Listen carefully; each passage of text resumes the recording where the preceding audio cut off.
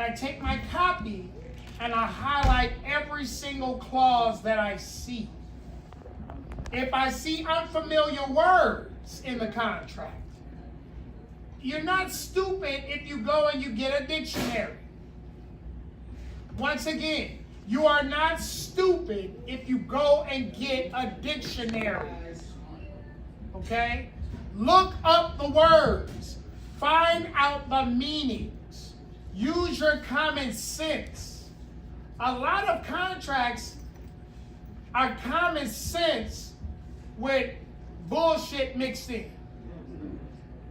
Once again, a lot of contracts are common sense with bullshit mixed in.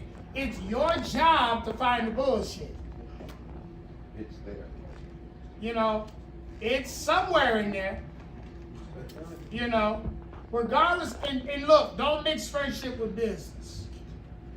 Oh my God, don't do that. Just because you've known a person for 20, 30, 40 years, that don't mean shit. Do not mix friendship with business. That's the best way how you lose a friend. So look for the clauses. Look for the anything with, and I'm saying this stuff to y'all like, I'm trying to be like, just down to earth and talk language that you understand. I ain't trying to get all technical with you because I want you to get what I'm telling you. You know, find the words and find the extravagant language that's used and find out what the fuck it means. Okay? Because that's the number one way how you gonna get confused. Look at the terms as far as the period of time the contract stretches for. Pre and post. Okay? Y'all get it? Y'all understand? Sluggo? That was basically all of it. But I always tell people before you walk in the room and get ready to do a contract with anybody, already know what you want before you walk in the room. Before you walk in the room, already know what you got an idea of what you want before you walk in the room. And then I always, well, in my early career I didn't do it, but later on I decided to start making sure I was in the room while the negotiations were going on. So if my lawyer's there and they're negotiating with somebody, I either want to be privy to the meeting or I'm in all of the emails.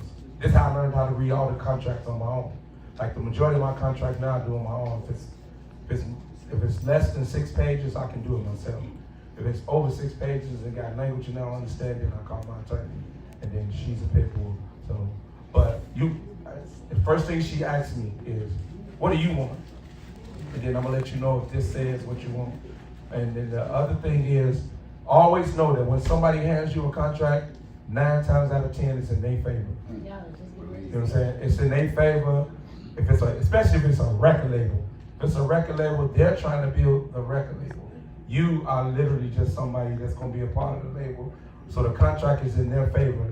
Your job is to get somebody who understands the contract to flip it back into your favor. That's why it's called a negotiation. It's a contract. So that's what I would do. Know what you want when you go in the room. I would say this, just generally, because I'm not going to assume that everybody here wants to be a recording artist. So I'm not going to make that assumption. I would say from my experience, when you're looking at an agreement or a contract, make sure, like they said, you know what the language is. Make sure you get some help if you don't. But also, remember that you are a business. This is a agreement between 2 businesses. So you need to look and read that contract or that agreement like you are a business, because that's how they're looking at it. So you're entering into an agreement with another business. It's not you, the person.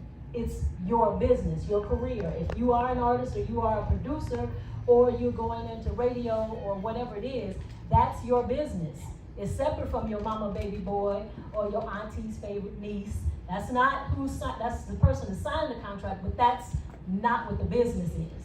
Okay? So your name is going to sign the contract, but you are operating as a business, or at least you should be. And I'll let Mary speak to that point, because she had to school me on it at one point. great segue. So, three things, and I hope you guys are writing it down or putting it into your phone for notes, or even if you have time to go back through your recording.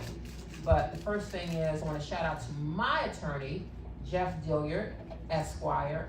I've been in the business for a very long time, and Jeff has done a lot of amazing deals between film production, licensing, copyright, as far as just making sure that your whole situation, your whole packaging is tight. And so shout out to Jeff. So I always make sure that I have Jeff to look over things for me. And then I've had other attorneys as I came up in my career. But the reason why I chose Jeff, because I trust Jeff. And that's the other part of when you are looking for representation, is to make sure that you're in sync with your attorney. Lawyers for Creative Arts. She'll mention legal aid. We have here in the state of Illinois, and probably you can utilize it if you're not from here, is a pro bono service of established entertainment attorneys in various areas of the industry. And it's called Lawyers for Creative Arts. They are online. It is a not-for-profit organization that actually walks you through different stages if you're trying to establish a non-for-profit, if you're trying to look into trademark, copyright, all of that. Because what First Lady said is, when you're entering into any kind of conversation, I want you to consider, do not think of it as an individual agreement. Meaning that if you go in there with your full government name and your artist name, and this is what that company is buying into, you may not walk away owning it. So you want to consider possibly establishing your own corporation or LLC. It is very, is cheap here in Illinois.